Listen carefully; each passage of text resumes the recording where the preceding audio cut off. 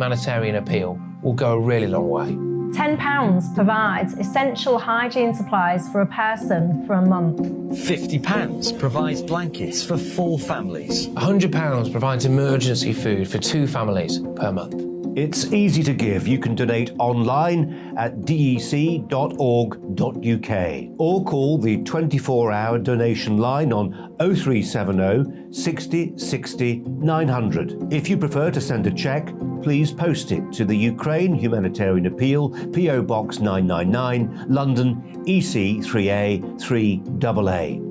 To give £10 on your mobile, simply text the word crisis to 70150. Standard network charges apply for calls and you must be 16 or over. Texts are charged at the standard network rate and your £10 donation will be added to your bill. 100% of your donation goes directly to the DEC to save lives and deliver critical support where it's needed.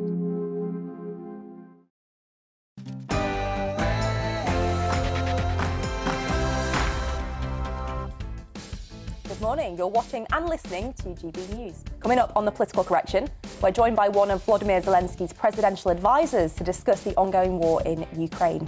We'll discuss the government's decision to privatise Channel 4. And we take a look at the upcoming French election.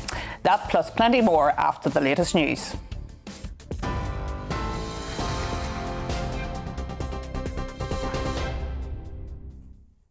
Good morning. It's 10 o'clock. I'm Miranda Shunker in the GB newsroom. First to Ukraine, where the Deputy Prime Minister has agreed the use of 9 humanitarian corridors to help residents escape heavy fighting in the east of the country. Officials have urged people to leave by any means possible, including private cars from Mariupol, while the governor of Luhansk says a fleet of 9 trains will be available for evacuation. Well, the move comes as Russia regroups its forces with shells already fired into the Luhansk and Dnipro regions this morning, hitting several buildings, including a school and a high-rise apartment building. Former military intelligence officer Philip Ingram told GB News the West needs to make sure Ukraine is ready for the next major Russian offensive. There will be a big attack coming in from the southeast to try and capture properly the disputed Donbass region. And the Russians are resetting that. They're resetting their command and control. They're moving their armoured formations around. And this will probably be a very large armoured formation move with lots of support from air and rockets and missiles and everything else. If the Ukrainians can blunt that, stop that and start to push it back, then Putin is properly defeated.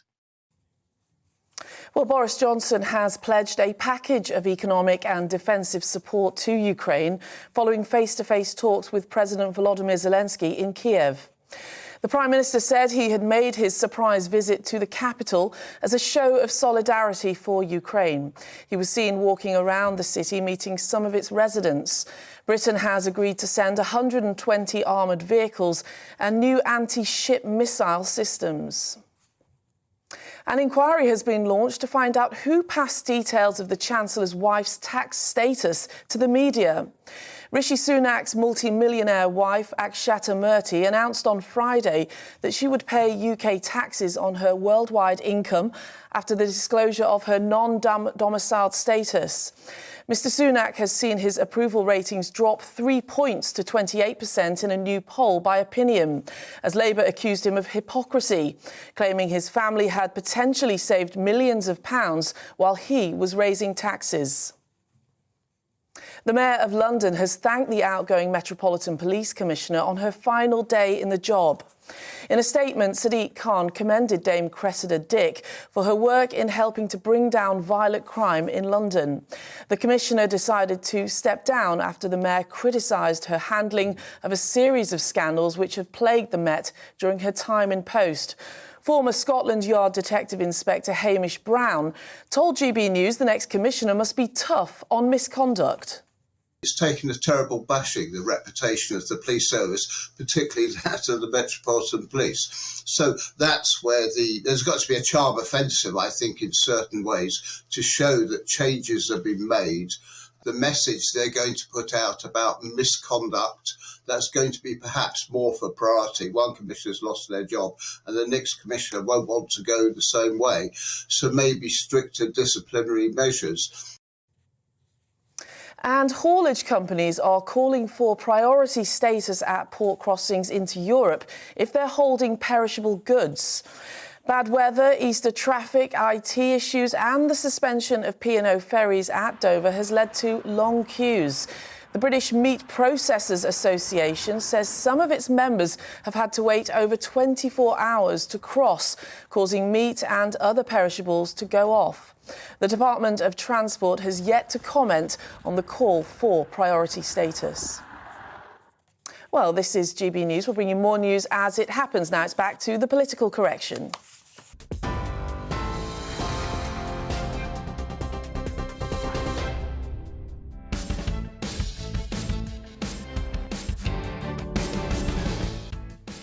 Good morning, you're watching and listening to GB News, and this is the Political Correction. I'm Arlene Foster. I'm Deanna Davison, and we're joined today in the studio by Paul Embry. So we're here for the next 2 hours to correct politics and put you, the people, back in charge. As we know, this is not a show about journalists talking to journalists. It's about you telling us what you think. Coming up this hour, we're joined by one of President Zelensky's advisors to discuss the ongoing war in Ukraine as reports of war crimes continue to amass. The former head of news and current affairs at Channel 4 joins us to discuss the government's decision to privatise the company. And we take a look back at what proved to be a tough week for the Chancellor, Rishi Sunak. As always, we want to hear from you today. So if you want to get involved in the conversation and have your point of view included in today's show, please email us on gbviews@gbnews.uk or tweet us at gbnews. This is the Political Correction.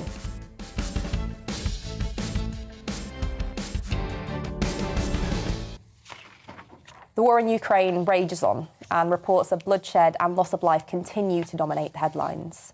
This week, a Russian missile exploded near a Ukrainian railway station, and officials claim that at least 50 people perished as a direct result. It's believed that up to 4,000 people, consisting largely of women and children, were at the station when the blast hit on Friday morning. Earlier in the week, Foreign Secretary Liz Truss said it was very clear that war crimes had taken place in Ukraine, adding that there was clear evidence of sexual crimes as well as butchery. She also said the war had entered a new and different phase. So Prime Minister Boris Johnson held talks in Kyiv with President Zelensky this weekend in what has been described by Number 10 as a show of solidarity with the people of Ukraine. And senior officials in the President's team have praised the UK for support during its conflict with Russia. Well, it's been quite the week, and I think seeing the reports of the missile at the train station, it just shows, can the Russian forces sink any lower?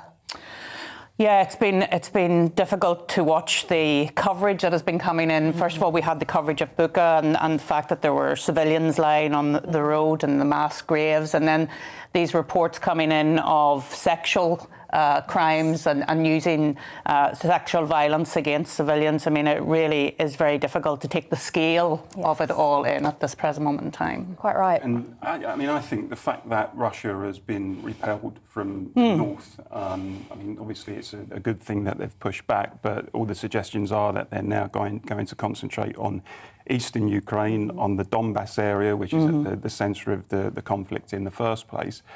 Does that mean now that the battle becomes intensified? Because Russian forces are spread less thinly, perhaps, than they were, and they just now concentrate everything on winning control in eastern Ukraine. So I guess, on the one hand, it's good that Russia has been pushed back, but I don't think there's going to be any respite. In fact, the conflict could be just about to get worse. And I just think there needs to be more effort towards the whole idea of trying to get peace, in the short term at the very least, a ceasefire. And what concerns me slightly is a lot of political leaders seem to be doing a lot of sabre rattling at the moment, but not enough in terms of trying to bring the two sides together. I mean, I mentioned on the show last week the lack of input from the United Nations. You have to ask yourself, what is the United Nations for? It was created to help stop this sort of situation. Well, there was finally a UN vote, though, of course, wasn't there? There was, but what I don't think, Deanna, is there's been any kind of intensive effort from the UN or other international brokers, actually, to try to bring peace. I would like to see the UN, I would like to see Church church leaders across Europe. I'd like to see, all sorts of political leaders, people with influence, saying, "Look, this is a roadmap to peace. Let's try to work towards peace rather than ramping up the rhetoric." To be fair, some leaders have tried and reached out, and I'm not a big fan of President Macron, but he did try. President Erdogan of Turkey, he was trying. He brought people to Istanbul, you'll remember, a couple of weeks ago. But you're right about the UN.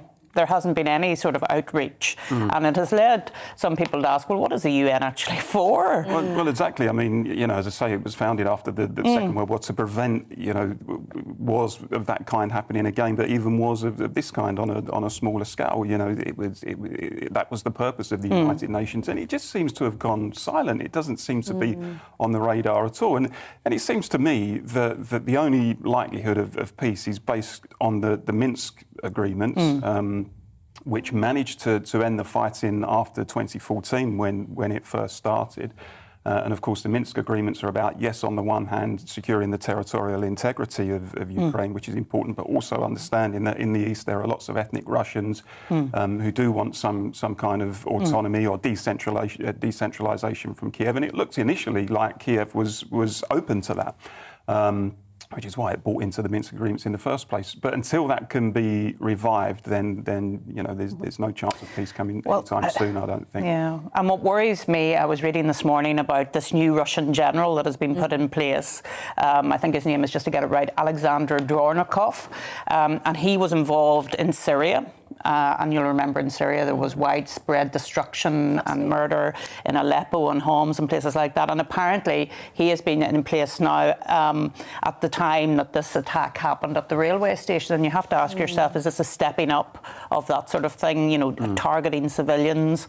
And if we are going to contrast or concentrate on the Donbass region, what does that actually mean for civilians there, I mean, some of the reports have been horrendous. The railway station, where they were fleeing refugees, including children. Terrible. Anybody who thinks that those people are legitimate targets, I think doesn't belong in a civilized world, quite frankly. And it is important that where that stuff is happening, and Bucha as well, of course, that people are held to account.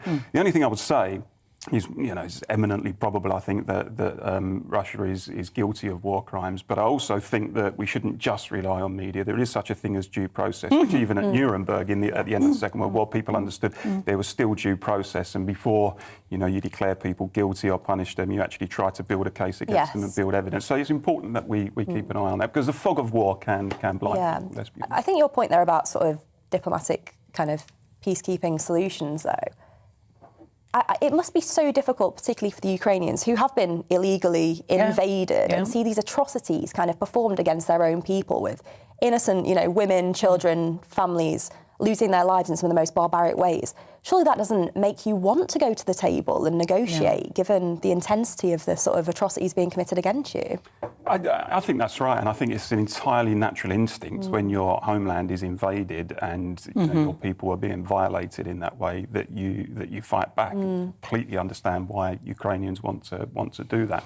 But then I think it's up to other international brokers to try to work towards a ceasefire and say, look, this fighting needs to stop. It's a waste of human life, and the two sides need to be brought together. And I just don't think there's been enough. I mean, I take your point, Arlene, about Erdogan and Macron, but I just don't think on the international scene there's been anything like the efforts towards a peaceful settlement, or indeed a ceasefire in the short term that there ought to have been. Yeah, well, we can get some insights now, because I'm delighted to say we're joined by one of President Zelensky's advisors, Alexander Rodnyansky. Alexander, thank you for joining us this morning. I guess the first question is, your kind of profession is you're a professor of economics at Cambridge, so what have you made of the economic sanctions that have been put on Russia? Do you think they're proving successful, or do you think we need to go further as an international community?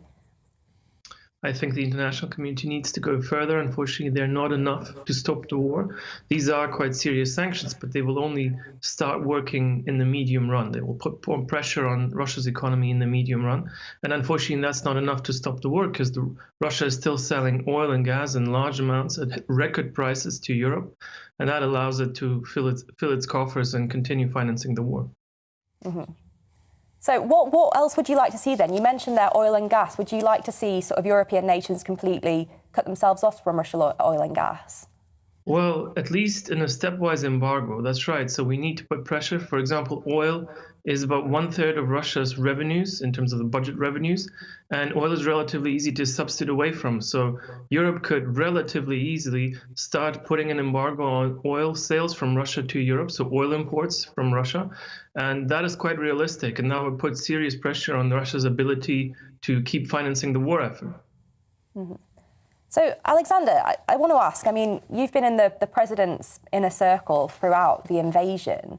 What has that been like, and what sort of pressure have you felt on your shoulders? Well, we've had pressure, enormous pressure on all of us over the last month and a half, ever since the war started. We've had to restructure the way we work, restructure the way we live. We've had to go way beyond our usual spheres of responsibility. I was mainly responsible for economic areas before the war. Now it's much broader than that. It's weapons, it's negotiations, it's speaking to politicians, media, and so on. So it's quite difficult. Mm-hmm. And Arlene just now spoke about the new Russian general who's been drafted in. Does that make you concerned, given his sort of past track record in Syria? That's right. So we've heard this actually a couple of days ago. Well, I wouldn't say it makes us any more worried than, given what we've already seen. I don't think, Russia's track record in Syria is particularly good or, speaks for their particular efficiency or effectiveness or skill. So we'll see what happens. But certainly the bloodbath on their side will continue. And can I ask, Alexander, obviously we overnight have seen pictures of our own Prime Minister visiting Kyiv, and will that be largely welcomed? Obviously it's welcomed by the leadership in Ukraine, but will it be largely welcomed by the citizens of Ukraine to see someone like Boris Johnson making the journey to Ukraine to stand in solidarity? Absolutely. I think Ukrainians are, quite happy and delighted to see Boris Johnson and other foreign leaders come to Ukraine at this stage. It's a sign of deep solidarity, and we're particularly grateful to the support we've been receiving from the British people and from Britain in general when it comes to weapons, when it comes to economic support, and just standing with us in this crisis. It's been enormous. Mm-hmm.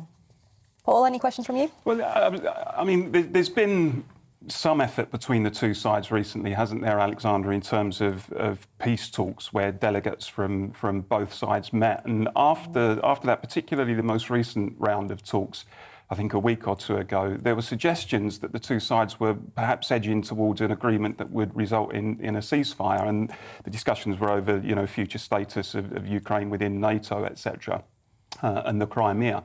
But unfortunately, that hope seems to have evaporated. What's your understanding of where things lie in that regard at the moment? Well, that's quite right. Ever since the Bucha massacre and the other massacres that the Russians have been conducting, the firing the rocket at our civilians trying to flee after our government made the statement that people should be trying to get out of eastern Ukraine. Once we saw what is happening to the civilians in the occupied areas, like in Bucha, this is what Russia reacted with. They started bombarding and killing these civilians, probably in an attempt to stop them from fleeing. So, of course, that makes negotiations much harder. We still have to try and, give it the best shot that we can possibly give it. But I don't think the effort on the Russian side is sincere or, truthful. I think they've always been interested in a military solution. That's what the Russian leader always wanted. And this whole idea of having peace talks was just there to basically deceive the West into thinking that further sanctions aren't necessary, that perhaps there's going to be a truthful solution, a peaceful solution, and so further sanctions aren't necessary. And that's basically their strategy, just trying to fool the West into this sort of thinking. Can we just talk about President Zelensky, Alexander, because he really has been the face of the war effort in the international community. He's spoken directly to parliaments and various assemblies and to world leaders. How is he? I think he's doing well. He's, he's very focused. He's obviously, morale is very strong on his side and in general in our government. He's really holding up really well and just trying to push forward and, just lead the country, which he's doing. Mm-hmm. And it seems to me like he's got the support of the entire Ukrainian population behind him. Is that about right? Yes, that's exactly right. So ever since the war broke out, all differences, all political difference that existed before in Ukraine have been put aside. The whole country's consolidated behind him. He's had enormous support ratings, somewhere around 95% support overall, and that continues. Brilliant. Well, Alexander Rodnyansky there joining us, not only an economics professor at the University of Cambridge, but also key advisor to President Zelensky. Thank you, Alexander.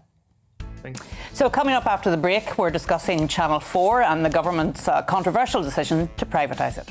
And as ever, we want to hear from you, so please do get involved by emailing us on gbviews@gbnews.uk or tweet us at gbnews. See you shortly.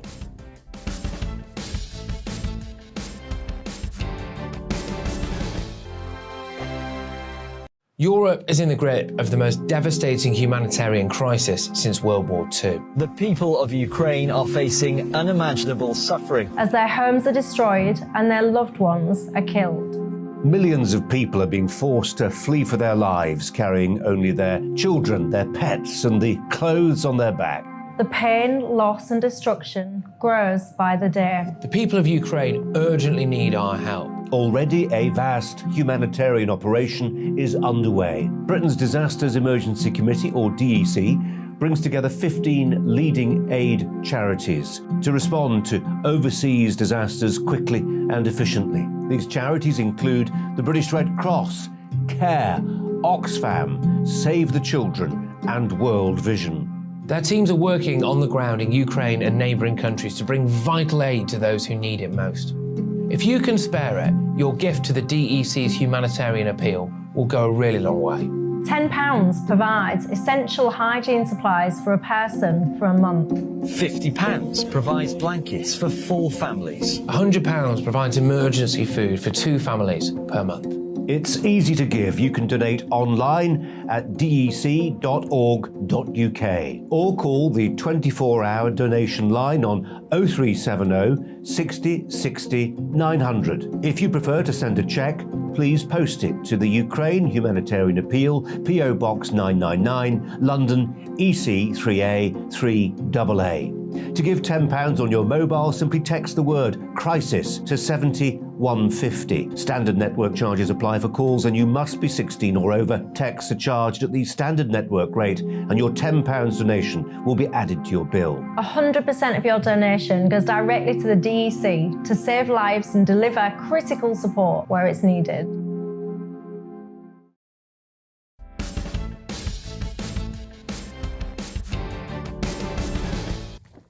So welcome back to our viewers and listeners, and we're going to have some GB views now. Paul, have you got some views? Yeah, on Ukraine, Tony thinks that we should draw a line from Kharkiv to Odessa on a map. Everything east of that line will become an independent republic, joining the Donbass and Crimea, cutting off access to the Black Sea area. That's from Tony. Reminds me a bit of the line in the sand that was drawn. Absolutely. People talk about drawing lines. It's anyway.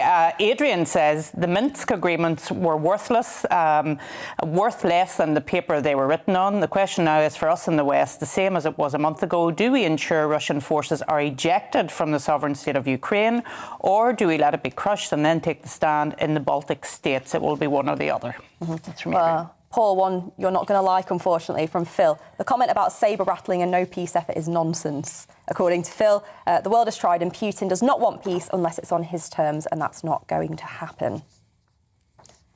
We've got also on Ukraine. I'll challenge Phil after the programme, by the way. I'll get his number and I'll be on to him. Janice says on Ukraine, seems to me that Putin is doing what helped or orchestrated by him, the same thing as in Syria. He wants Ukraine obliterated.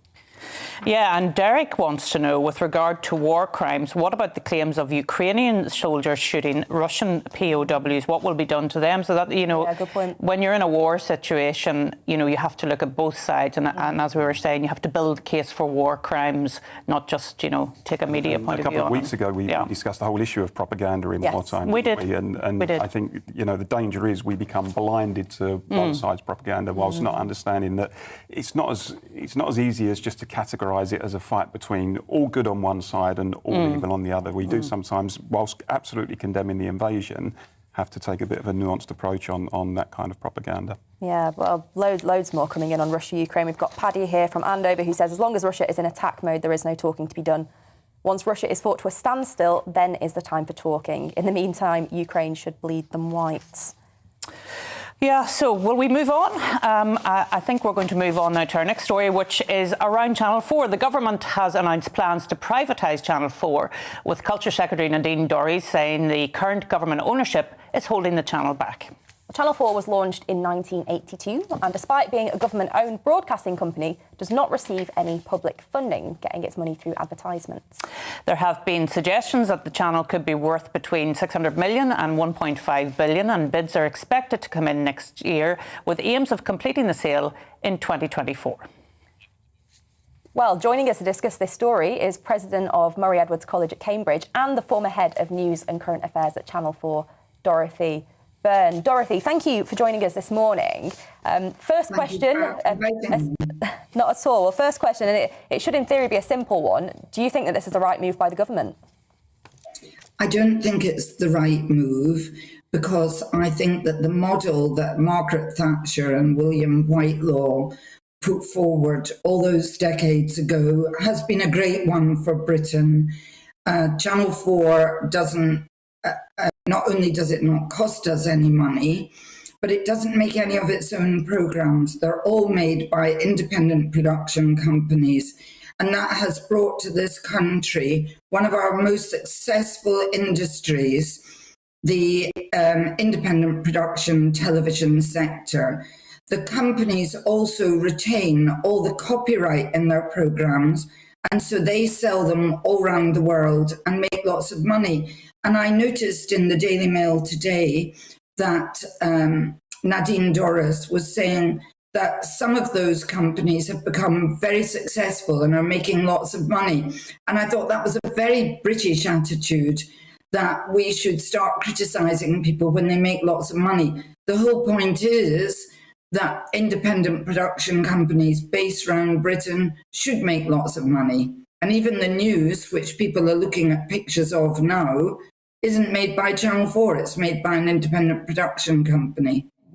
Well, one of the lines from government there is that it being sort of publicly owned is holding the channel back. Do you see any truth in that? I don't see truth in that, no. If the government thinks, and I'm not sure they're right here, excuse me, that Channel 4 needs to borrow more money in order to flourish, the government is able to make the decision to allow it to do that. But I think that's based on a misconception. Nadine Dorries has talked about Channel 4's need to compete with Netflix and Amazon. You know, they would have to borrow a hell of a lot of money to compete with Netflix and Amazon, and I don't think we should be borrowing lots more money in this country myself. The job of Channel 4 isn't to compete with global players making swanky programmes like Bridgerton. It's to make programmes about this country, made by people in this country, from all the nations and regions of this country. And, you know, I've been very pleased to go regularly to Belfast in my time, for example, at Channel 4, to commission programmes, award-winning programmes from Belfast.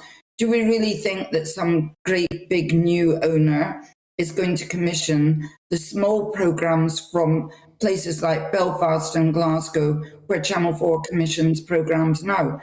It won't. It will want to make the programmes itself to keep the money for itself.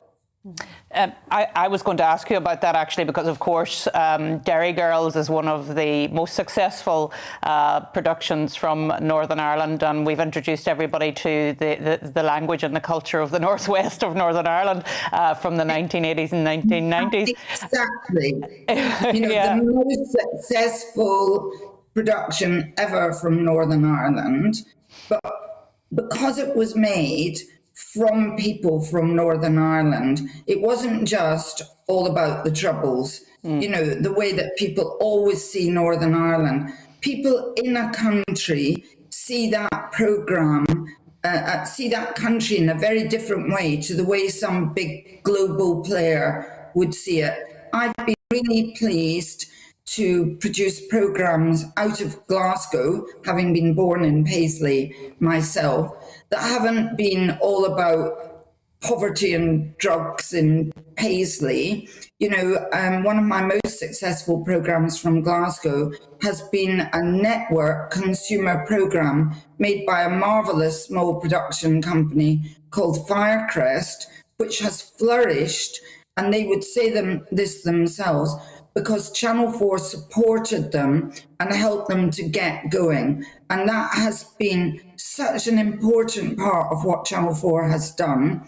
It's had this remit to boost the independent production companies round Britain, and it has made companies rise up in cities where previously they didn't exist.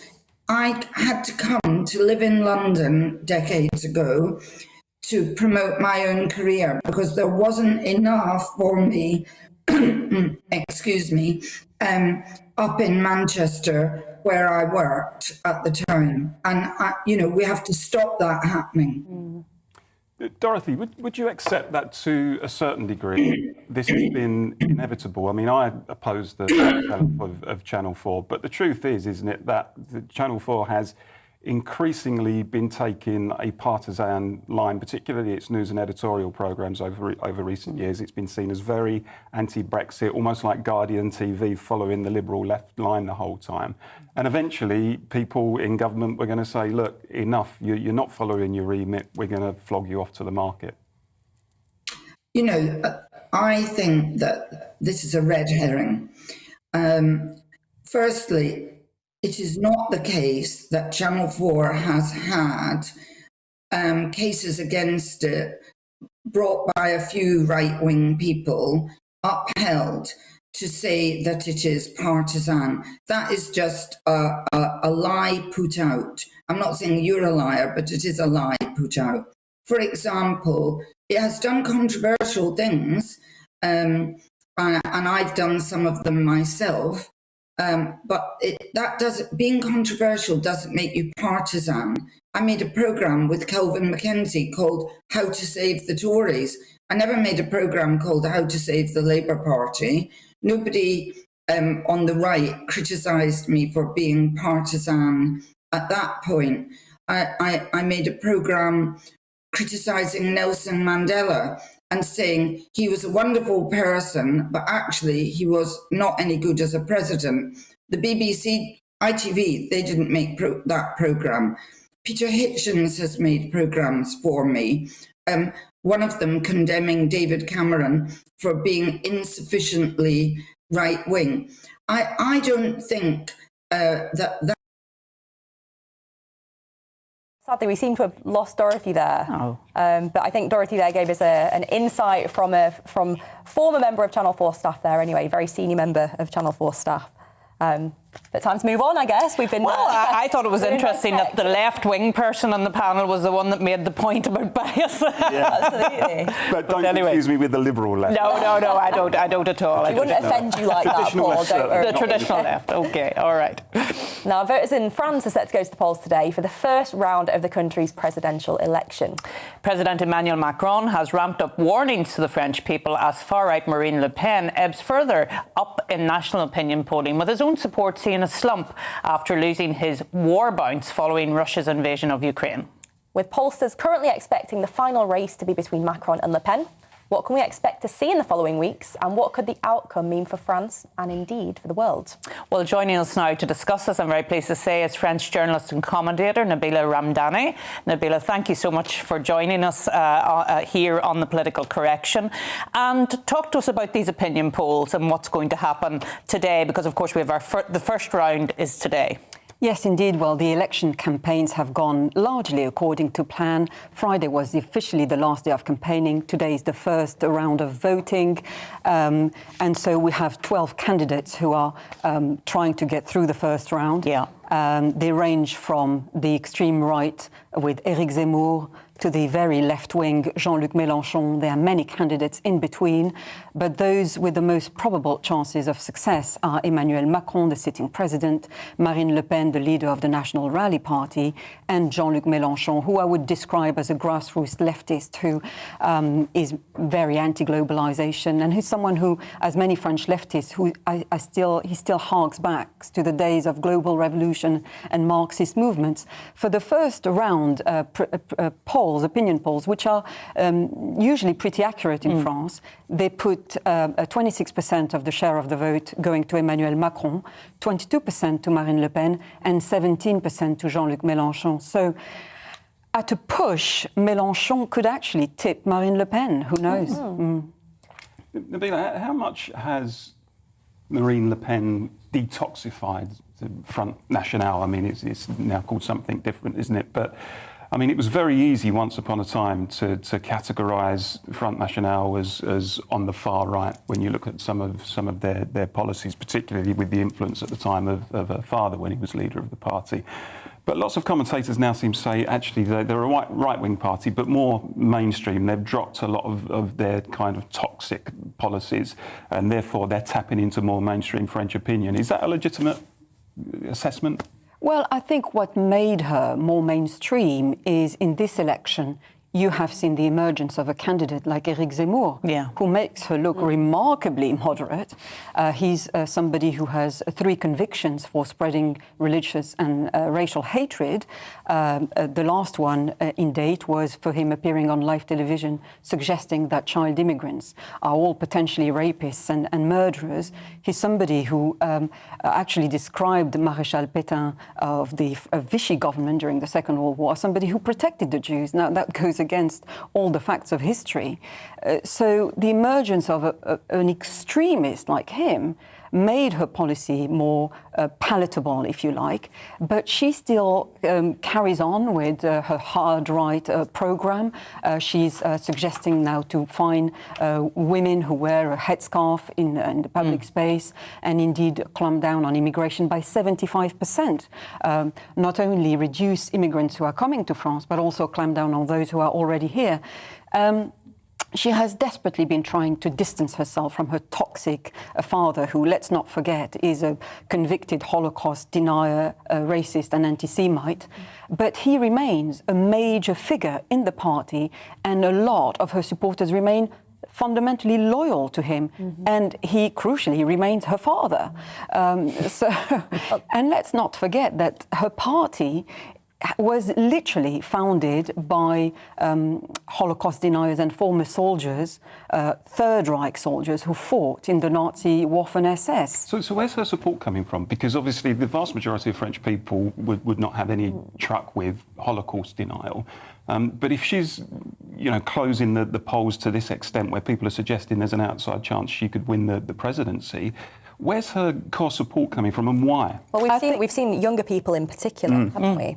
Yes, indeed. That was a very peculiar survey because it goes against the grain of, young people. You usually think they would be more, have more progressive ideas, more liberal ideas, but to actually be associated to such a party with such a dark legacies is quite astonishing. But I think, general or presidential elections are like any other elections, like presidential rejections. So there's a lot of disillusionment with the Macron administration. People feel that he has been spending way too much time on the phone trying to sort out the war in Ukraine rather than look at day-to-day concerns of ordinary French people. And I think she taps into that disillusionment and the fact that France is a country of dissent and of protests. There was a massive anti-Macron movement, the Yellow Vests, who feel, that somebody needs to address issues such as the cost of living, price of fuel. Parallels with Brexit and the election of Trump, do you think? The left behinds taking their revenge on an out-of-touch political establishment? Well, to a certain extent, although Marine Le Pen is ditching issues such as Brexit, for example. But the reason why Marine's Marine Le Pen's policies, if we can call them that, are more shallow is because they have no substance. Like if she, by some miracle, were to be elected as President of France, which I don't believe for a second, for many reasons, not least of all, she has struggled as a politician for decades. She was rejected as a would-be MP for many years in the Northern France constituency, only getting a parliamentary seat at her 5th attempt. She has been rejected twice as a presidential candidate. She has no serious political program. She's economically illiterate, has to be said. She would have no political allies, and crucially, she wouldn't be able to have a parliamentary majority to pass through any legislation. Now, the French system is an odd one in the sense that a powerful individual can succeed, but on their own rights, as it were. But to turn years of mediocrity into this success story overnight, I think seems incredibly unlikely. Thank you, Nabila. And just very quickly, when do we get the results of this round of voting? We'll get them later today, probably more accurate figures tomorrow morning, and crucially, the second round would be on the 24th of April in 2 weeks' time. Well, hopefully we can get you back on then to discuss it. Oh, absolutely. That's fascinating. Actually, I'd forgotten how many times Marine Le Pen had actually ran for office. That's fascinating. Resilience, if nothing else. Absolutely. So coming up after the break, we're talking about conversion therapy as well as the Chancellor, Rishi Sunak. And as always, we want to hear from you today, so please do get involved by emailing us at gbviews@gbnews.uk or tweeting us at gbnews. See you after the break.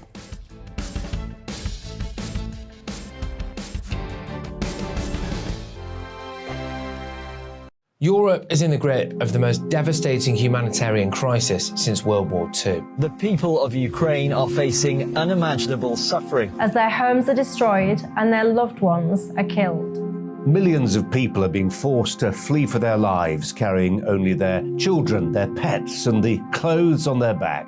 The pain, loss and destruction grows by the day. The people of Ukraine urgently need our help. Already a vast humanitarian operation is underway. Britain's Disasters Emergency Committee, or DEC, brings together 15 leading aid charities to respond to overseas disasters quickly and efficiently. These charities include the British Red Cross, CARE, Oxfam, Save the Children, and World Vision.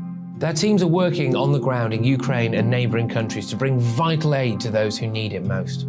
If you can spare it, your gift to the DEC's humanitarian appeal will go a really long way.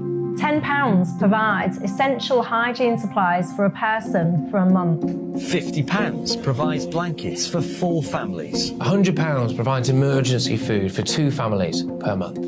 It's easy to give. You can donate online at dec.org.uk or call the 24-hour donation line on 0370 60 60 900. If you prefer to send a cheque, please post it to the Ukraine Humanitarian Appeal, PO Box 999, London, EC 3A 3AA. To give £10 on your mobile, simply text the word crisis to 70150. Standard network charges apply for calls, and you must be 16 or over. Texts are charged at the standard network rate, and your £10 donation will be added to your bill. 100% of your donation goes directly to the DEC to save lives and deliver critical support where it's needed.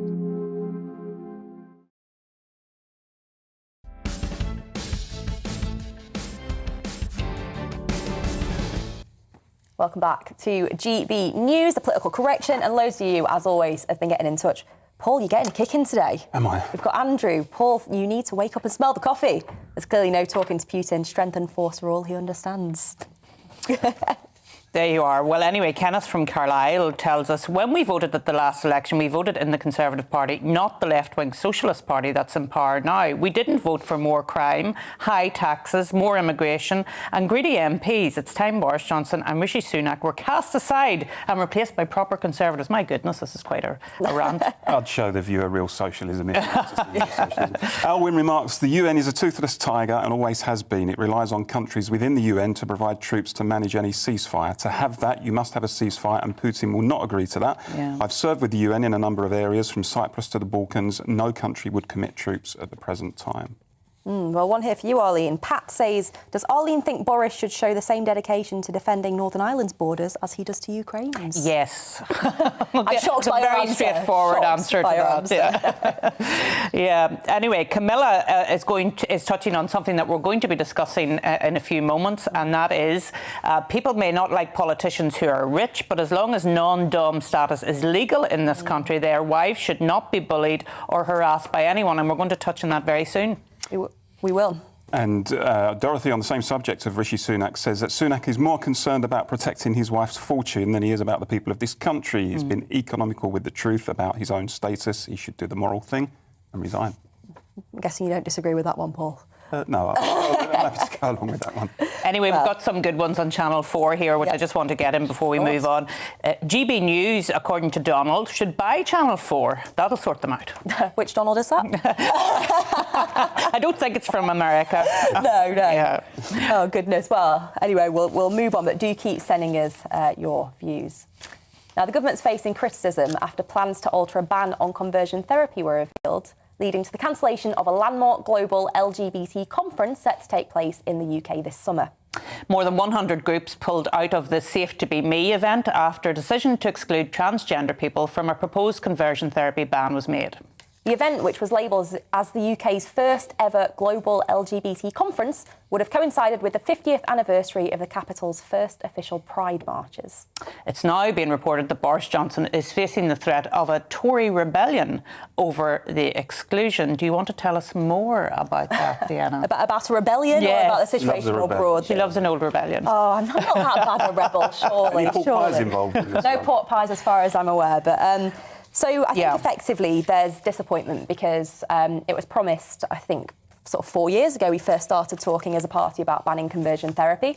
It was always said we'd do a full consultation, which has been done, and that this would apply or we assumed it would apply right across the board to the full sort of gamut of LGBT people.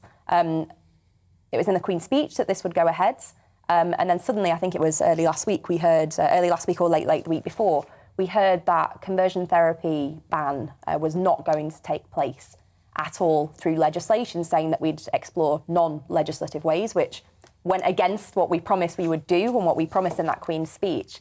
There was then a very quick U-turn over this after, I think, quite a substantial kickback from quite a lot of Tory MPs. You know, I was one who got in touch with the Prime Minister and with the whips on this to say, we promised we'd do this, it's really important we do. So then there was a bit of a U-turn, but it was only a partial U-turn, saying that the ban on conversion therapy would go ahead, but only for LGBT people and not for trans people, which not only kind of seems to go against what was promised, but also has led to this huge kickback by lots of LGBT sort of charities and organisations who then threatened to boycott the global LGBT conference that was going to take place in the UK. And so the government has scrapped the conference pretty much entirely. And that's where we find ourselves now. And having spent £650,000 on it. £650,000 of public money already spent on this, but also the amount of time that has gone into this from the officials involved who've been trying to get the organisations on side, and not just UK organisations, of course, but organisations and states all over the world. Yeah, but back on the conversion therapy piece, Deanna, I think the issue for Christian churches, for example, is the fact that they believe the definition that is being proposed by some campaigners, maybe not by the government, but by some campaigners, is that it doesn't just deal with medical interventions or medical procedures. It also deals with praying, with preaching the gospel. And of course, that's of grave concern to them in terms of the freedom to be able to do that. So I think that's why you see institutions like some of our churches, Christian Institute, people like that coming forward and saying they have grave concerns about the scope of the definition. I don't think anybody argues for conversion therapy to be available in terms of medical procedures, but there is a concern around prayer, private prayer and private counselling. So that's where they're coming from in relation to that. Of course, and I think religious freedoms really kind of do need to be protected in this. But this is where it all comes down to the drafting of legislation, doesn't it? And making sure that the kind of whole wide range of views really are taken into account there. And I think my kind of argument on this is if nations like Canada, New Zealand, France can find a middle road that bans the most abhorrent conversion therapy whilst also allowing some of those religious freedoms to still be continued, allowing people to go and, talk to, pastors and get that sort of verbal support. If it can happen elsewhere, why in our country can we not find that middle ground through legislation? I mean, I think the government made a mistake from the outset by conflating sexual orientation with gender identity, which are two completely separate things. I mean, the whole idea around trying to convert someone who's gay, I think, just seems a bit pointless, to be honest. I mean, I understand Arlene's point. There's got to be that religious freedom for people to have those sensitive discussions with people through their church or whatever. Consensual, as long as it's consensual. Absolutely. And I mean, I think that's the important point of all of this, isn't it? Absolutely. But I think when it comes to gender identity, I think it's a different thing entirely, because this can often involve medical procedures, for example. It can involve irreversible medical procedures, which if you undergo that when you're a young person, and you later regret that, then you're not in a position really to do anything about it. And the famous case of Keira Bell, for example, who underwent that sort of treatment and did come to regret it, and then later sued the clinic because she believed that they failed her in that regard. So I do think there's issues around free speech. I think there's issues around religious freedoms. I'm not convinced that a law on conversion therapy for gay and lesbian people is absolutely necessary, but I certainly believe that when it comes to trans issues, it's much, much more controversial. Yeah. And, as a parent, if my child was going through, that kind of thing where they were thinking about transitioning, I would want professionals to have the freedom to say to them, look, this is what it really means, and to have that sensitive discussion. And my fear is that on something like that, which is irreversible, we don't have that freedom, and I think that's a real danger. But I think my kind of pushback to that would be that those kind of spoken kind of therapies and counselling would still be available through sort of dedicated, trained medical professionals who'd be able to have those conversations, counsel people through that, because, we know that gender dysphoria is a thing, particularly amongst younger people who are potentially going through puberty, struggling with their own sense of identity. It wouldn't ban that. It wouldn't ban those sort of therapies. What worries me about that, I mean, you mentioned about gender dysphoria, Deanna, and unquestionably in recent years we've seen, I think, quite a dramatic increase in diagnoses of gender dysphoria. And of course, we should have sympathy and compassion with people who are struggling with their identity in that way. But I just think that we have to have the freedom to speak to people, because there is such a thing as social contagion, and there is such a thing when you're a young person of following a particular trend. Now, I'm not saying everybody does that, but I would like to see some study carried out into the effect of social contagion on, for example, gender issues. And if there is that social contagion to a significant degree, then it is eminently possible that there will be a number of people in the future who said they had gender dysphoria at one particular time in their lives when they were young, but didn't have it later. And, I've known young people, for example, who have said, they're bisexual or they're lesbian, and a few years later they're not, and, they're heterosexual. And of course, when it comes to conversion therapy in terms of sexual orientation, that isn't so much a problem. But as I say, when it involves a medical procedure like gender identity, it can be a big problem later in people's lives, I think. Well, I'm certainly hoping that we can find that middle road. And I think the thing about the sort of trans debate that I find the most frustrating is it pulls out the worst of both sides sometimes, and it gets incredibly heated, which makes it even more difficult to find that sensible, pragmatic middle road. Yeah. And that's what I'm really hoping we can manage sort of in the coming months and years, is that we find that really sensible kind of approach that allows trans people to live completely freely in the way that they want, but whilst also, dealing with concerns with people around sort of single-sex spaces. And I think we can find that middle road. We just need to find the will on both sides and take some of the heat out of the whole debate in order to do it. Perhaps we should get the UN involved. I think most definitely 10 years later, not. We're still here having this conversation. Most definitely not. Anyhow, I think we're going to move on, and we're going to talk about a huge story which has, there's been more coming out all over the weekend, and this week the Chancellor Rishi Sunak faced questions about his wife's financial affairs after it was revealed that she held a non-dom tax status, which is designed for those who do not permanently reside in the United Kingdom. And since the news broke, Akshata Murthy has said that she will pay UK taxes on her overseas income and said she didn't want to be a distraction for her husband. Opposition parties have accused the Chancellor's family of benefiting at a time of financial hardship for so many across the country. The Chancellor, meanwhile, has also admitted to holding a US green card whilst in the job. Fair to say, it's not been the easiest week for Rishi Sunak. Paul, have you any sympathy for the Chancellor at this moment in time, given that his wife has become the focus, and she's not a political person? Let's be honest about it. She's very private. I think Ed Miliband called this right earlier in the week when he said there should always be a very high bar before we go for the spouses or the families of politicians, and he's quite right about that. But in this case, when you have someone in 11 Downing Street responsible for the nation's finances, and his own spouse has got particular tax arrangements which are quite controversial and many people would argue are quite immoral, then I think it is in the public interest to have a debate about that.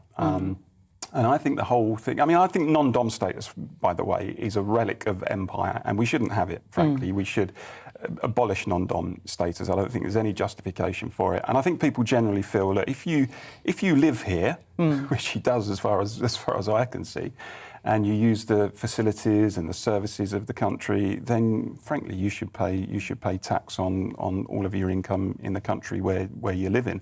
I know the Labour Party has written to government, I think, and said, look, where is she paying tax on the non-UK income? Is there a tax haven arrangement? We don't know any of that yet, but I think those are legitimate questions to be asking. I just think it's one of those things where there's nothing illegal about it. No, and that's the point. Absolutely nothing illegal about it. Yeah. But whether it's moral, and I just think there's a lesson in life that if it feels wrong, it probably is wrong. And I think a lot of people are probably looking at this situation and thinking, cost of living, I'm paying through the nose for energy and, in the shops, etc. And the Chancellor and his family are saving millions and millions in particular tax arrangements. And so I think it's a legitimate debate to have. My goodness, Diana, I was just reflecting on this last night and thinking about 4 months ago, the Prime Minister was under incredible pressure to go. And Rishi didn't say too much about it at the time, kept his head down. And now it's he that is under incredible pressure, and his family. How politics moves along within 4 months. At a very rapid pace, absolutely. Who leaked it, Deanna? Come on. I don't know. I'm never in the know on these That's things. a denial. I usually read it in the paper and find out from there. Yeah. No, I mean, I don't know if any of you caught Akshat's Twitter thread, which was very kind of emotive, talking about how much she loves the UK, but also loves her home country of India, and how she feels awful that this has kind of become a distraction to Rishi's job, but also how supportive Rishi has been to her through her business kind of career, and how the two, he doesn't kind of try and interfere in her business career. I don't know, I always get very uncomfortable when politicians' families are kind of brought into this. Especially as, Akshata has not really got involved in politics kind of whatsoever. And whoever has leaked it, I think it's pretty rum, to be honest. It's a person's individual private tax affairs. But I think, maybe there is time for a wider debate around whether non-dom status is appropriate, whether that's something that we should get rid of. And I'm sure it'd be quite a fiery debate. I just don't like the fact that she's being so wholeheartedly condemned for something that is fully within the law. Yeah. I think it's difficult, but at the same time, Paul, I mean, cost of living is very much on people's minds right now, so I can understand why people find it a bit Sajid difficult. Javid obviously revealed in the last 24 hours that he also had non-dom status in the early 2000s, which, and I think, the truth is, Deanna, there's all this perception among many of the voters that the Tories are in it for themselves and they're worried about their own financial affairs. They're not bothered about the rest of the country. They live in a different kind of stratosphere financially to the rest of us. This doesn't help, from your point of view, this doesn't help that narrative, because they're thinking multi-million-pound Chancellor saving millions on tax while we're struggling to make ends meet. That's the political problem, I think, that the Tories... It's, nothing illegal, you're absolutely right, but there's a moral issue and a political question that needs to be addressed. Well, send us your views. Let us know what you think on this particular story. No doubt we'll be talking about it again next Sunday, but coming up in the next hour of the Political Correction, it's time for We Work For You with a London councillor. And we discuss the worrying rise of attacks taking place in Israel. As always, as Diana has said, we want to hear from you today, so please do get involved by emailing us at gbviews@gbnews.uk or tweeting us at gbnews. This is the Political Correction.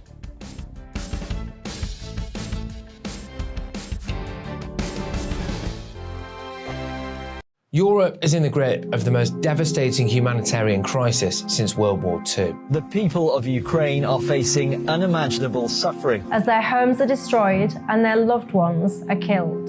Millions of people are being forced to flee for their lives, carrying only their children, their pets, and the clothes on their back.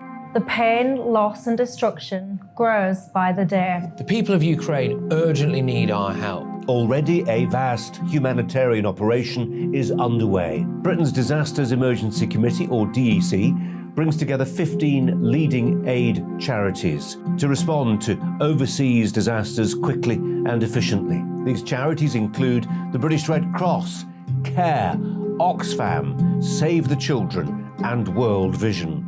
Their teams are working on the ground in Ukraine and neighbouring countries to bring vital aid to those who need it most. If you can spare it, your gift to the DEC's humanitarian appeal will go a really long way. £10 provides essential hygiene supplies for a person for a month. £50 provides blankets for 4 families. £100 provides emergency food for 2 families per month. It's easy to give. You can donate online at dec.org.uk or call the 24-hour donation line on 0370 60 60 900. If you prefer to send a cheque, please post it to the Ukraine Humanitarian Appeal, PO Box 999, London, EC 3A 3AA.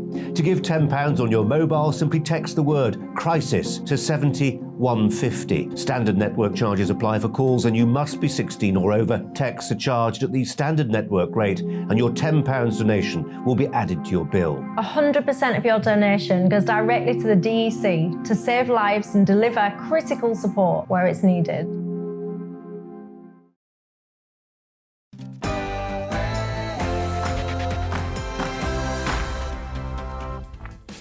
Good morning, you're watching and listening to GB News. Coming up on the political correction this hour.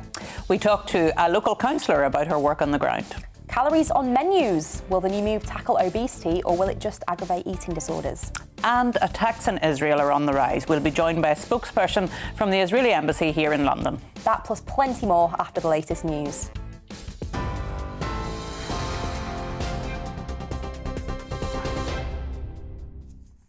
Good morning, it's 11 o'clock. I'm Miranda Shunker in the GB newsroom. Ukraine's Deputy Prime Minister has agreed the use of 9 humanitarian corridors to help residents escape heavy fighting in the east of the country. Officials have urged people to leave by any means possible, including private cars from Mariupol, while the governor of Luhansk says a fleet of 9 trains will be available for evacuation. Well, the move comes as Russia regroups its forces with shells already fired into the Luhansk and Dnipro regions this morning, hitting several buildings, including a school and a high-rise apartment building. Former military intelligence officer Philip Ingram told GB News the West needs to make sure Ukraine is ready for the next major Russian offensive. There will be a big attack coming in from the southeast to try and capture properly the disputed Donbass region. And the Russians are resetting that. They're resetting their command and control. They're moving their armoured formations around. And this will probably be a very large armoured formation move with lots of support from air and rockets and missiles and everything else. If the Ukrainians can blunt that, stop that and start to push it back, then Putin is properly defeated. Well, meanwhile, Boris Johnson has pledged a package of economic and defensive support to Ukraine following face-to-face talks with President Volodymyr Zelensky in Kiev. The Prime Minister said he made his surprise visit to the capital as a show of solidarity for Ukraine. He was seen walking around the city, meeting some of its residents. Britain has agreed to send 120 armoured vehicles and new anti-ship missile systems. UK intelligence shows that Russian armed forces are seeking to bolster troops in response to mounting losses. The Ministry of Defence says Russia is looking into personnel discharged from military service since 2012. The efforts to generate more fighting power also include trying to recruit from the unrecognised Transnistria region of Moldova. The move comes as the Kremlin admitted last week that Russia sustained significant losses in Ukraine. An inquiry has been launched to find out who was behind leaking details of the Chancellor's wife's tax status to the media. Rishi Sunak's multi-millionaire wife, Akshata Murthy, announced on Friday that she would pay UK taxes on her worldwide income after the disclosure of her non-domiciled status. Mr Sunak has seen his approval ratings drop 3 points to 28% in a new poll by Opinion, as Labour accused him of hypocrisy, claiming his family had potentially saved millions of pounds while he was raising taxes. The Mayor of London has thanked the outgoing Metropolitan Police Commissioner on her final day in the job. In a statement, Sadiq Khan commended Dame Cressida Dick for her work in helping to bring down violent crime in London. The Commissioner decided to step down after the Mayor criticised her handling of a series of scandals which have plagued the Met during her time in post. Former Scotland Yard Detective Inspector Hamish Brown told GBNews the next Commissioner must be tough on misconduct. It's taken a terrible bashing, the reputation of the police service, particularly that of the Metropolitan Police. So that's where there's got to be a charm offensive, I think, in certain ways, to show that changes have been made. The message they're going to put out about misconduct, that's going to be perhaps more for priority. One commissioner's lost their job and the next commissioner won't want to go the same way. So maybe stricter disciplinary measures. Haulage companies are calling for priority status at port crossings into Europe if they're holding perishable goods. Bad weather, Easter traffic, IT issues and the suspension of P&O ferries at Dover has led to long queues. The British Meat Processors Association says some of its members have had to wait for over 24 hours to cross, causing meat and other perishables to go off. The Department of Transport has yet to comment on the call for priority status. And France has started the first round of its presidential elections. Polls on Friday showed the incumbent president, Emmanuel Macron, with a slight lead over far-right candidate Marine Le Pen. But the French Institute for International Relations has predicted that this year's election might have a very high abstention rate, with 1 out of 3 people not voting.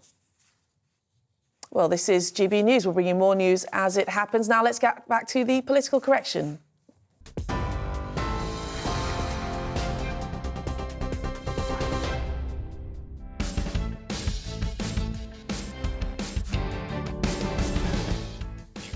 Good morning. You're watching and listening to GB News, and this is the political correction. We're here for the next hour to correct politics and put you, the people, back in charge. So what's coming up this hour? For our regular We Work For You segment, we'll speak to a councillor about her work in local government.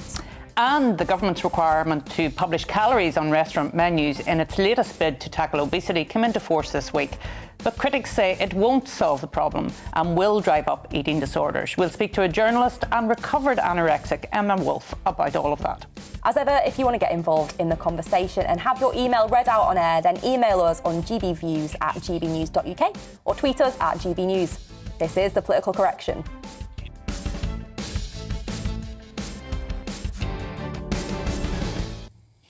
Well, welcome back to the political correction on GB News. Here on the show, we explore the work done by our elected representatives at all levels and what they get up to on the ground as policymakers and to serve those who elect them. And this week, for the first time, we speak to someone from local government about her work. And I'm delighted to say we're joined now in the studio by Councillor Gabriella Giles, who represents the ward of Chiswick Riverside in West London.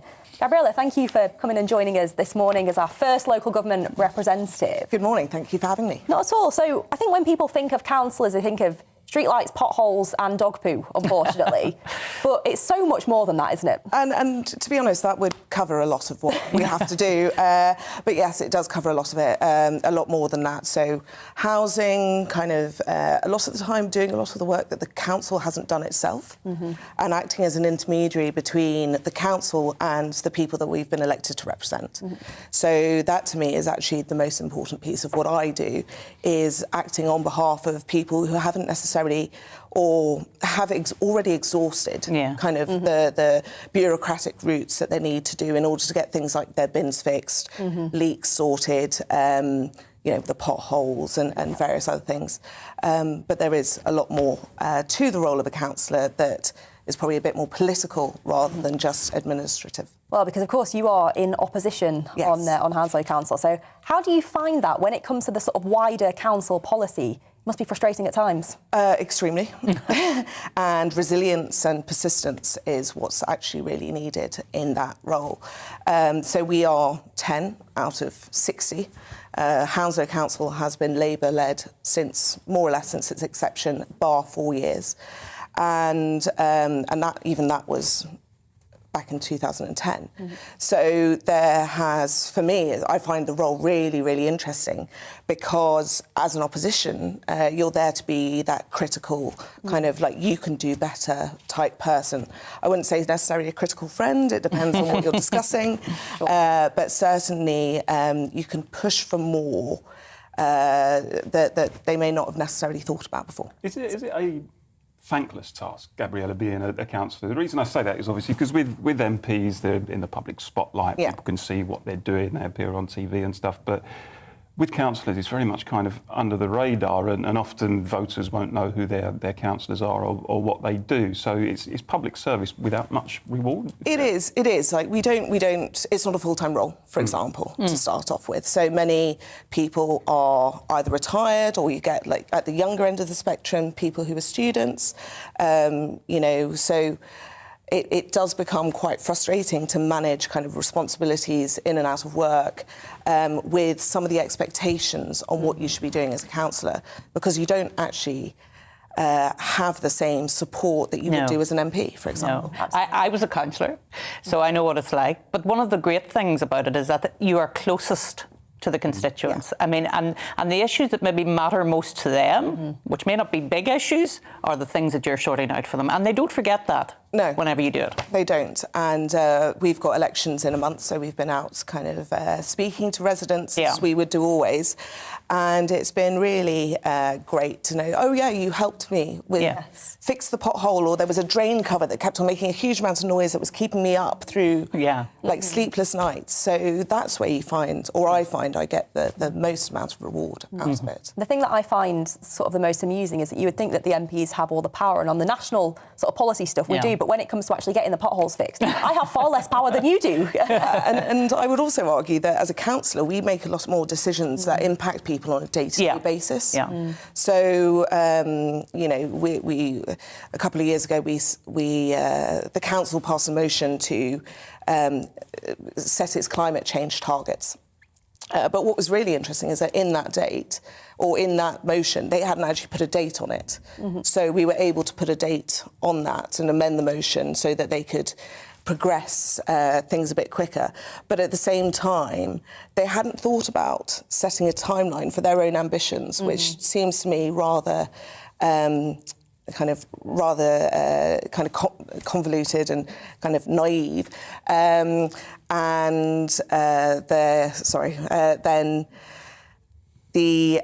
they didn't set the target for their climate change ambitions, but actually since we put them under pressure, we've seen so many more changes happening that wouldn't have happened at the same rate as which they happened. So we've spoken about the hyper-local stuff, but actually, as a councillor, you can get involved in even bigger national campaigns. Yes. Talk to us about seals. Yes. Something I never expected to say on air, but... No, so as a councillor, I sit on the board of the Chiswick Pier Trust, which is a charity that's supported by the council, but is there to provide access to the community to the river, and it's all about promotion of the river. And last year, we had a beautiful little seal come into our stretch of the river called Freddie Mercury. And for many... Well, Freddie Mercury was also a Hounslow resident, so we had this beautiful seal that came in. He'd had a big adventure, and he kept on coming up to our part of the Thames, which isn't... we're not in the estuary, we are kind of nearer to Richmond and kind of pretty upstream. But we had seen this Freddie, and he'd been bobbing around and being very sociable. And we thought it was fantastic. So I had actually contacted the medic at the British Divers Marine Life Rescue, Mary Tester, and saying, right, we see this, we know that there's a potential risk because of dogs, and what can we do to support and promote keeping seals such as Freddie, because there were about 4,000 in the Thames, seals such as Freddie safe from people who have rediscovered the Thames during lockdown and have also bought a lot of dogs and not necessarily have given them the right training, or, you know, when you're out in the countryside, you know that if you go into a field, you put your dog on the leash, you close all this stuff. But because we are in London, that rationale isn't necessarily thought of in the same way. So we started kind of thinking about what we could do, and then unfortunately he died. And after an attack by a dog? After an attack by a dog, yes. And whilst those conversations were ongoing as well, which must have been Exactly, it was quite frustrating because, you know, we were trying to do stuff, but we hadn't necessarily got the time and the timings right. And as a result of that, it kind of spurred a team into action. We've got a team called Seal Watch, which are a group of residents and sports people from around the river by Kew Bridge, and we are working with the London Zoo to get them trained up so they can become official seal watchers. And you even had some parliamentary input, didn't you? And we did, and it's been really fantastic. So we've got signs, we've had stuff from DEFRA, and then we noticed that there was a hole in legislation. There was a gap. There was nothing in UK legislation that covered the harassment of seals and from dogs or humans. And so we did a bit of research, and we were able to get a 10-minute rule read at the beginning of February, which was read by Tracy Crouch, which was really fantastic, and it was passed at the first reading. So it means that it's going on to a green paper now, which will be really fantastic. And we've got funding from DEFRA for signs. We've put stuff up in my ward. And we are working with the other boroughs of Richmond and Hammersmith and a lot of the rowing clubs around our beautiful stretch of the river. Which just sorted. Just goes to show the wider impact that a good, effective councillor you can have. Yeah, and it's about leveraging your networks absolutely as well. Well, Gabriella, thank you so much for joining us on here this morning. Councillor Gabriella Giles there, representative for Chiswick Riverside on Hounslow Council.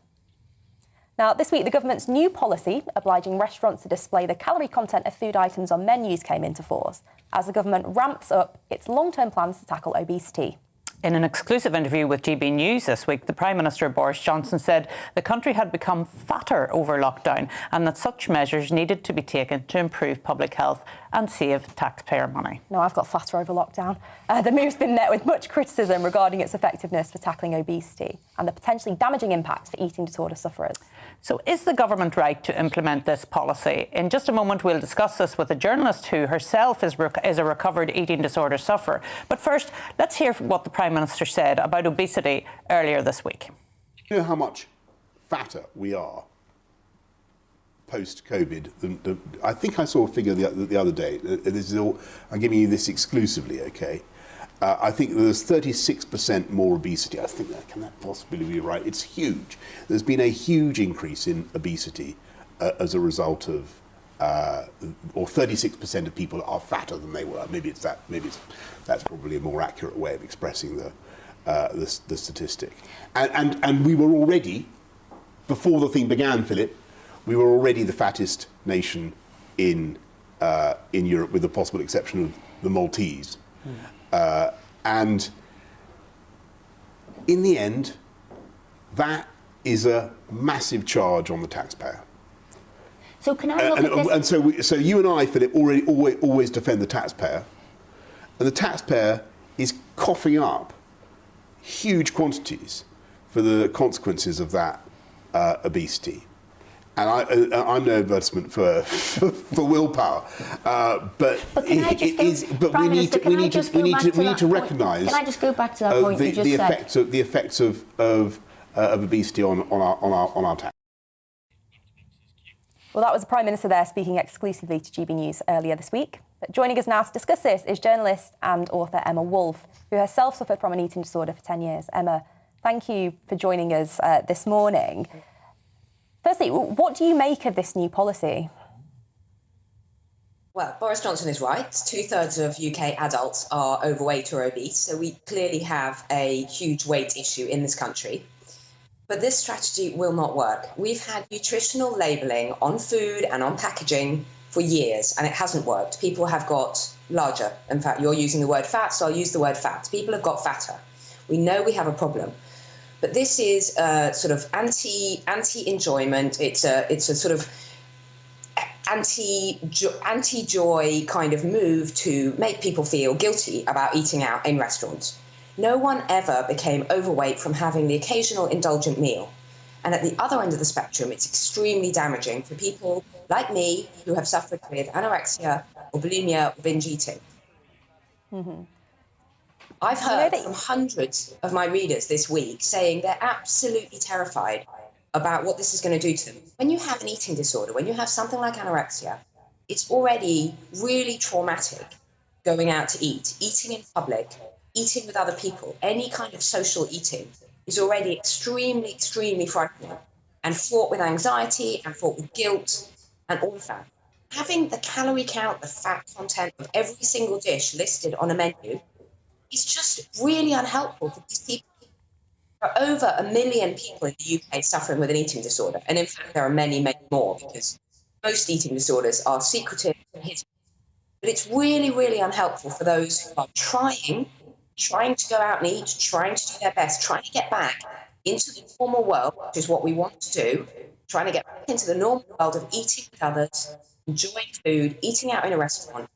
The nutritional information listed in menus is really unhelpful, and it's not necessary. Mm-hmm. I think my concern is obviously there are these potential huge negative impacts for those suffering from eating disorders. But actually, even the government's own impact assessment says that this policy isn't even going to be that effective, is it? It's not going to be effective. As I said, also, the thing about obesity, it's a multifactorial. It's a very, very complex condition. It's behavioural, yes, of course it's behavioural, it's what you eat, but it's also deeply psychological. I think that obesity and overweight and underweight are very, very similar. There's a lot of emotional eating and not eating going on. There's a lot of emotional using food as a crutch, using food as a punishment or a reward. But this is societal. We talk about being good. We talk about being sinful. We talk about, I was really virtuous today. I only had a salad, or I was really naughty today. I had chocolate cake. We go on about food. We use it as an emotional crutch and a tool. This is why we're in a pickle. And it's an obesogenic society. There's food and eating opportunities everywhere. Just walk through and there is food and snacks and cafes, restaurants, everywhere. So we need to address much wider issues. If you want to put calorie labelling on menus, fine. Have it like the wine list. Have it like the specials, where you can ask for that menu, it can be brought to you at your table, and then it can be taken away for those who've specifically requested it. You're trying to recover, like me, with anorexia, and I had it for 10 years. It's really unhelpful. I have a rule, even though I'm recovered, I have a rule. I will not look at the side of a packet of food. I'm not looking at the labelling, the calorie content. I don't want to know that there's 5 grams of fat in something, 1 gram of fat, or 10 grams of fat, because it will make me anxious. I just, that's how it is. Absolutely. Well, Emma, thank you so much for joining us and sharing your insights this morning. Emma Wolf there, journalist and recovering anorexia sufferer. Brilliant there to hear her views. Absolutely, and I noticed that people were talking to me on Twitter about it, and they were saying really educational and home economics is far more important than putting calories on menus. Absolutely. I think that's the thing, isn't it? We do have a massive obesity problem in the country. How do we address it in a way that doesn't fall into nanny status? Yes, quite right. That's the key. Well, send us your views, and coming up next, attacks on Israeli citizens are on the rise. We'll be speaking to a spokesperson from the Israeli embassy in the UK. And we're joined by broadcasting legend Alistair Stewart to discuss what he has planned for his show at 12 o'clock on GB News. Don't forget to send us your views to gbviews@gbnews.uk. All this plus much more after the break.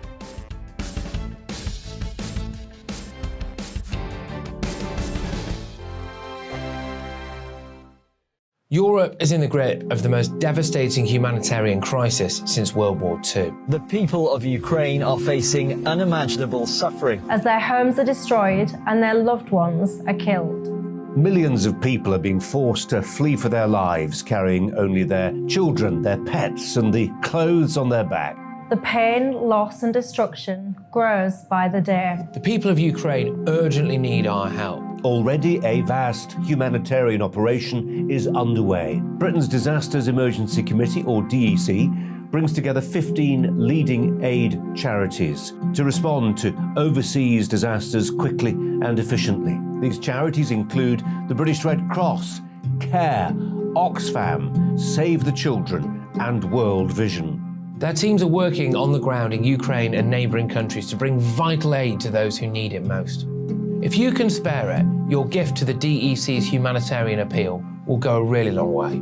£10 provides essential hygiene supplies for a person for a month. £50 provides blankets for 4 families. £100 provides emergency food for 2 families per month. It's easy to give. You can donate online at dec.org.uk or call the 24-hour donation line on 0370 60 60 900. If you prefer to send a cheque, please post it to the Ukraine Humanitarian Appeal, PO Box 999, London, EC 3A 3AA. To give £10 on your mobile, simply text the word crisis to 70150. Standard network charges apply for calls and you must be 16 or over. Texts are charged at the standard network rate and your £10 donation will be added to your bill. 100% of your donation goes directly to the DEC to save lives and deliver critical support where it's needed. GB News is the UK's home of discussion and debate from all perspectives. To stay up to date on the latest stories, make sure that you subscribe to the GB News channel on YouTube. You can watch us live 24/7 across the whole world. You can also check out exclusive content and catch up on previous episodes of your favourite shows. Every day, we ask the questions that you'd ask, so why not add your voice to the conversation in the comments section? Don't forget to subscribe. We are GB News, Britain's news channel. Hello, I'm Michelle Dewberry and you can join me every weekday 6 till 7 on Jubes and Kerr. Me and my panel will get stuck right into the day's events and I can tell you, in fact, I can warn you, expect some robust debates, some strong opinions and perspectives from both sides of the fence. It's about you at home as well. I love to read out all of your comments, or at least as many as I can. So join me, Michelle Dewberry, Monday to Friday, 6 till 7 on Jubes and Kerr.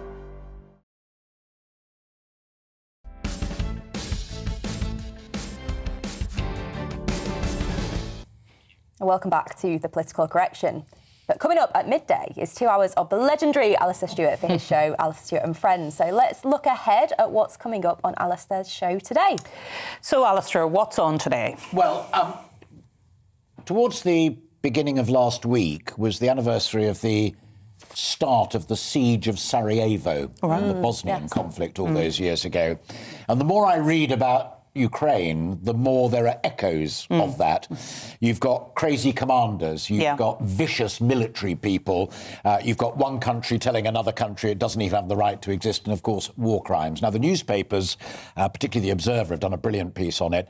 The dossier on the war crimes charges is building. I think they've got about 80 people now in the frame, they think, already. Wow. So it just crossed my mind. The program's called Alistair Stewart and Friends, and 2 very good friends of mine were intimately involved in that whole Sarajevo-Bosnian conflict, and that is Paul Davis, who undoubtedly was one of the greatest ever correspondents at ITN, and he was there and he gave evidence against Milosevic in The Hague, and Colonel Bob Stewart, who you both know very well, Member of Parliament for Beckenham, who was there as commander of forces and went on also to be a military attaché at NATO.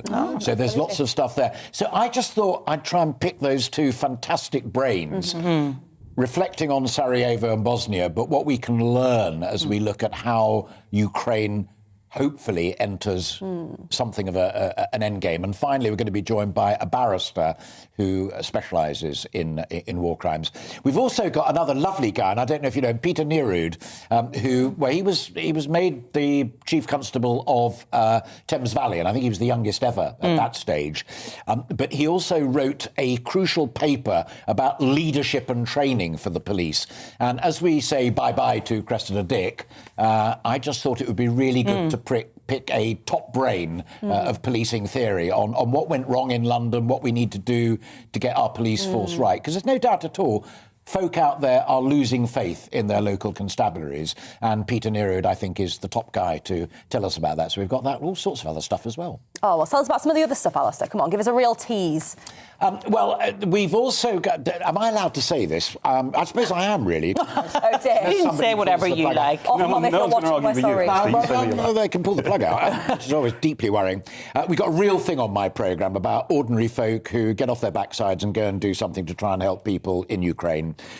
We've had a couple of my mates from the equestrian world who filled horse boxes full of coats and food and stuff like that.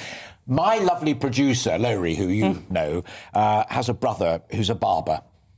That's his day job. Yeah. So he went to his dad and said, can I borrow the 4x4 truck, and loaded up with coats and food.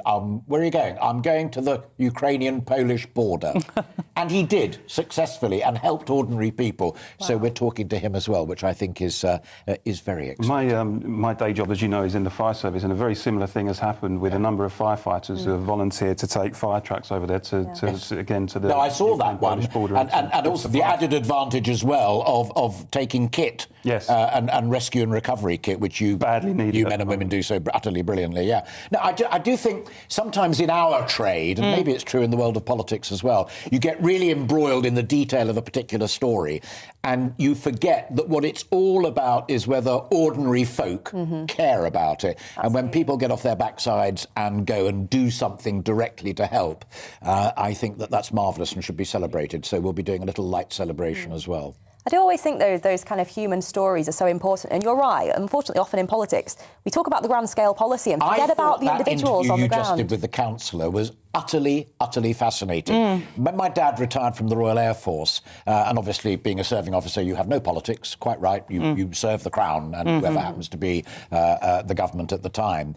And he really wanted to give something back. He'd been a Tory all his life. Yes. I knew that, but it was never publicised and it was nobody else's business. But he got elected as a district councillor in Aylesbury Vale. Fantastic. And he ended up as the chair of the Housing Committee. Yeah. And he said he really loved it because it was ordinary people who had a problem, like your guest was just saying, whether it's a pothole or a leak or whatever it might be, and you can actually do something about it. Because it is real local democracy. Yeah. It really is. It really is local democracy, because people get really upset about, and she was talking about a drain and the cover in the drain being noisy. I mean, if that's affecting your everyday life, of course you're going to get upset about it. Yeah. So you need somebody who's going to get it sorted for you, and that's the local councillor. Yeah. Is it still a thing quite often? I mean, I'm thinking of my mate George Hollingbury, who's now the ambassador to Cuba. He started off as a local councillor. In fact, Mark Oaten as well, who was a former Member of Parliament for Winchester. Both started off as local councillors, built a reputation as doers and deliverers, and then went on to become the Member of Parliament for either the same area or a similar area. Is that still a thing? Oh, hugely, there's an awful lot of MPs. Mark Francois on your side, I think, was a council leaders. A councillor in Countless. Well, I was a councillor before I became an MLA. I was intrigued because I genuinely didn't know that. I was councillor for Enniskillen. Mark Francois, the Tory MP for Basildon, it was always very tightly contested, Basildon, between Labour and the Tories, and he said it was the only council chamber in England where the councillors heckled the public gallery. That's my kind of politics. I know Basildon, so that's probably true, actually. Basildon's one of those fantastic constituencies. Bellwether, isn't it? Oh, yes. It was in the Thatcher era, and it was the real one to watch. Because it was David Amess originally. Yeah, I was going to say, when poor David was killed, we would need to be careful careful about that because trials going on and stuff like that. But we all had little lists when we were doing general election programmes of the ones to watch.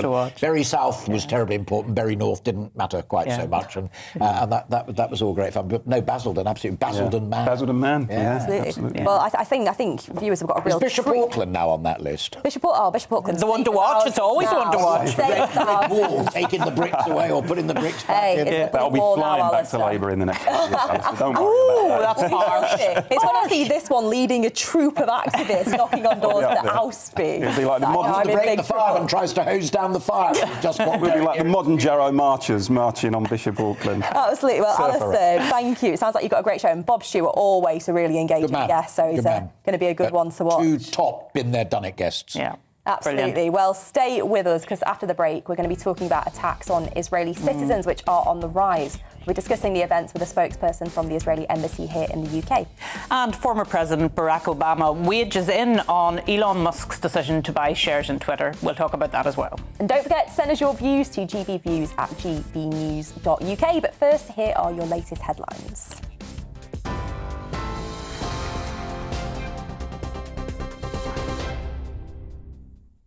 Thank you. It's 11:33. I'm Miranda Shunker in the GB newsroom. Ukraine's Deputy Prime Minister says his country has agreed the use of 9 humanitarian corridors to help residents escape heavy fighting in the east. Officials have urged people to leave by any means possible, including private cars from Mariupol, while the governor of Luhansk says a fleet of 9 trains will be available for evacuation.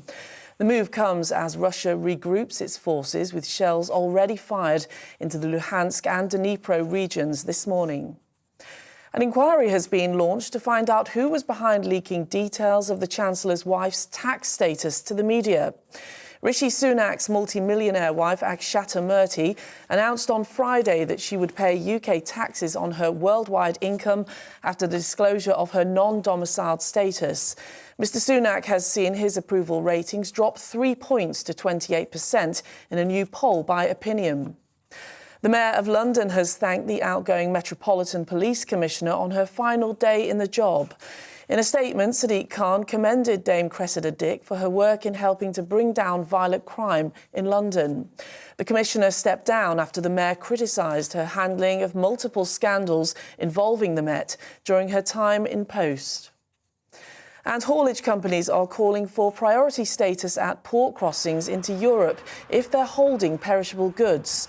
The British Meat Processors Association say long queues have caused some of its members to wait for over 24 hours to cross, causing meat and other products with a shelf life to go off.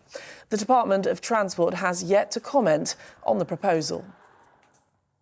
Well, on TV, online and DAB plus radio, this is GB News. Stay with us. The political correction will be back in just a moment.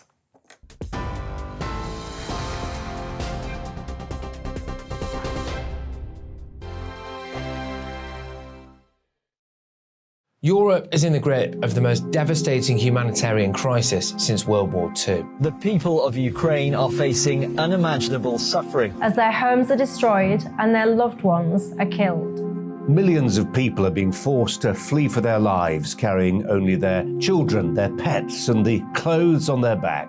The pain, loss, and destruction grows by the day. The people of Ukraine urgently need our help. Already a vast humanitarian operation is underway. Britain's Disasters Emergency Committee, or DEC, brings together 15 leading aid charities to respond to overseas disasters quickly and efficiently. These charities include the British Red Cross, CARE, Oxfam, Save the Children, and World Vision.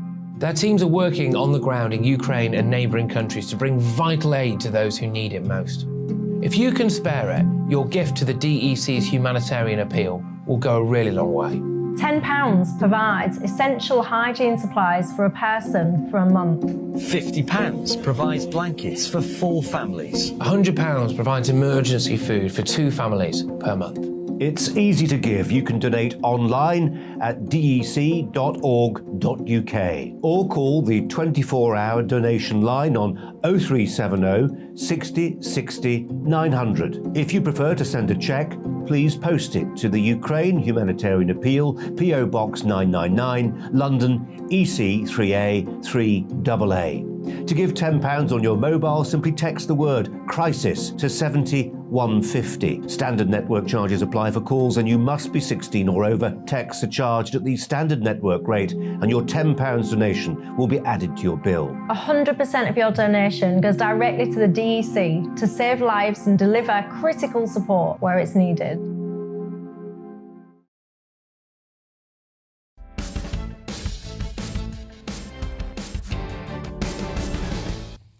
Well, welcome back to The Political Correction, and as always, plenty of you have been getting in touch with your views. Let's take a look, Paul. Well, Howson says not particularly friendly towards Boris Johnson. Boris Johnson is fatter than the rest of us. He should lead by example. Short and to the point, yeah. He's one of the few politicians I do see going out running, though, to give him some credit. Yeah, it doesn't seem to make any difference, though, does it? That's true. That's a terrible thing to say. Anyway, David thinks we should have put a fat tax and call it what it is on high-carb foods, takeaway at restaurant, rather than increasing national insurance, raise revenue and bring awareness to the dangers of diabetes. A high-carb tax is the worst idea I've ever heard. That would just be horrendous. Yeah. I am a carb fiend, so maybe I'm biased. Yeah. We've had quite a few people talking also about the sort of Rishi Sunak story. We've got Ted, who's got really strong views here, actually saying, just because someone is very rich, it doesn't mean that they're responsible for everyone who's poor. There are many rich people in the UK that have overseas income and operate legally. So why all the excitement about Rishi Sunak's wife? She hasn't done anything illegal, so all the whining is just vindictive jealousy. And on the same subject, David thinks it just shows the depths of moral turpitude that the UK is descending into, that we have an expert in tax evasion appointed as Chancellor of the Exchequer in charge of our tax increases. I mean, we probably do need to make it clear again, there's no suggestion of anything illegal whatsoever on the part of the Sunaks. And on Russia, Steve says, good morning, very polite introduction from Steve. I must say that Boris Johnson does not miss an opportunity. He waited cleverly until the Russian army withdrew from the area of Kiev, then decided to visit his friend, the president of Ukraine. Slightly cynical there. Yeah, I know, but Western intelligence, of course, has to be taken account of. You know, I mean, he obviously wasn't going to go in when there was a battle raging near Kiev. Anyway, here's someone who agrees with you, Paul, on the non-dom needing scrapping. They're saying anyone who lives here for more than 6 months a year should pay UK tax. That's from Mark. There we go. Well, do keep your views coming in, as always. We love hearing from you. Now, Israel's seen a recent spate of attacks on citizens, leaving 14 dead. The latest being a Palestinian gunman opening fire in a bar in Tel Aviv, killing 2 people. The wave of assaults comes as Jewish communities celebrate annual religious festivals, including Passover. And the Israeli Prime Minister Naftali Bennett has said that the country is moving from defence to offence and will attack sources of terrorism at any time, anywhere. So what has led to this sharp increase in violence towards Israeli citizens, and what can we expect to see in the coming weeks and months? Well, we're joined now by spokesperson for the Israeli Embassy in the UK, Ohad Zemet. Ohad, thank you for joining us this morning. What are the aims of the people behind these attacks? First of all, thank you for having me. It's it's a hard day. Yeah. I think in Israel, not only in Israel, for everyone who believe in peace and democracy in the Middle East. We're seeing just, since I've been here, Biden's, we've seen another person died sadly. Yeah. He was a rower. He was the coach of the Israeli Paralympic team. Oh, goodness. And he's he's going to be buried today, and we're going to have three funerals along with 2 childhood friends, Eitam and Tomer, which we mentioned. Eitam is a programmer, and Tomer is just finished his studies in Tel Aviv University. And this is sad. And I think these people actually represent the hope, with what they do, the hope for the future, which Israelis, we are more into building a better future. And this is, I think, our answer to the attacks that are coming. Mm-hmm. And thank you for mentioning those people's names, because 3 young men losing their lives after that awful attack on Thursday. And we're in a period now, Ohad, where we have Easter, we have Ramadan, we have Passover, and it's relatively rare that they all come together. Do you think that that's going to cause problems in Jerusalem? it's every few years. Yeah. These holidays come together, and we have, I think, the majority of people in Israel wants to live together. Yeah. They celebrate together. They have a lot of joint events in Haifa, in Jerusalem. The problem is that there are people who use this holy time, use this, use religion in order to, to kill innocent people, and this is something we as a country will not accept, and that's why our Prime Minister was said we'll do everything, and we will do everything in order to stop it. And I think that one of the main issues is incitement. You saw when people in Tel Aviv are lighting candles in the street, you saw people celebrating this. Yeah. In Gaza, you saw people celebrating this in other places, and also on social media. You see people hailing, you see glorifying this person, and this is not only in the Middle East, also in the UK. You see, I don't know, on the Twitter feed, you see people celebrating, people are happy. And this is sad. What's the response of the Israeli Defense Forces likely to be like? The reason I say that is because the Israeli Premier has said in response to the attacks that the Defense Forces, there will be no limit, no restriction on what they can do in response to these attacks. And whilst obviously absolutely defending the right of Israel to defend itself, is there a danger that an unrestricted response from the Israeli Defense Forces is simply going to escalate the cycle of violence? We'll see a spiral of violence, and that will just make the situation even worse and invite more attacks. So our response is always, in accordance with international law and trying to find the next one, trying to prevent this kind of attack. And when you have these people coming, and you see in the video, entering into a bar and starting killing people, it's not because of some action of Israel or another. It's because of a radical ideology, and I have to say, I saw on the British media how the attack was reported, and I can read it out. You say British media outlet reported that Palestinian gunman was killed, and after a deadly attack in Israel, and there was another headline that says that Israeli forces killed Palestinians after a Tel Aviv shooting. So it's very important to frame it. There is no shooting. We have someone, a Palestinian, that came into Israel and started killing innocent people. It's not an issue of escalation. It's not the other way around. And sometimes people are, it's easy, or it's the default for a lot of people in the UK to look at Israel as the aggressor, when the fact is it's the other way around. I noticed that actually myself, the framing of it was, and I know some people were saying, I'll fix it for you. Somebody, Israelis were murdered by terrorists. And I mean, they were murdered by terrorists. This was a random attack on these young men sitting celebrating in a bar. Yeah, and actually a lot of the media outlets changed their headlines. So they changed the headlines to something that reflects that this was an attack on innocent people, a terrorist attack. And the use of the word terrorism it's supposed to be, according to what I think, it's supposed to be the same standard as an attack in London, in Paris, in Berlin. We had some, in the last 14 days, we had attacks in several places in Israel. Two of them were by ISIS-inspired people. And when you have a people inspired by ISIS or affiliated with ISIS, or whatever you want to call it, when they're doing these attacks any place else in the world, the word terrorism comes up. When they killed innocent people. Sure. Just in the case of Israel, there is a different standard. And this is something we have to speak out against. I visited the region a few years ago. I visited Israel and the West Bank as well. And what struck me actually is ordinary people on both sides of the divide. The vast majority of people actually want a peaceful settlement. Sure, the violence is limited to a minority. But how far, I mean, it seems to me, looking from the outside, we're probably as far as ever from a two-state solution where you have a secure Israel and a viable Palestine. What's your assessment of how far we are from any sort of settlement now? I'll tell you what people in Israel believe in. First of all, we believe in peace, and I think there is something that brings us hope, which is, 2 weeks ago, we had a summit in the Negev. I don't know if you saw it, with 4 Arab foreign ministers of the UAE, Bahrain, Morocco, and Egypt. These are countries, apart from Egypt, that we were at war with. And so this experience of peace, this people are seeing, and people across the region are seeing trade, are seeing people-to-people communication, visits. 250,000 Israelis already visited the UAE.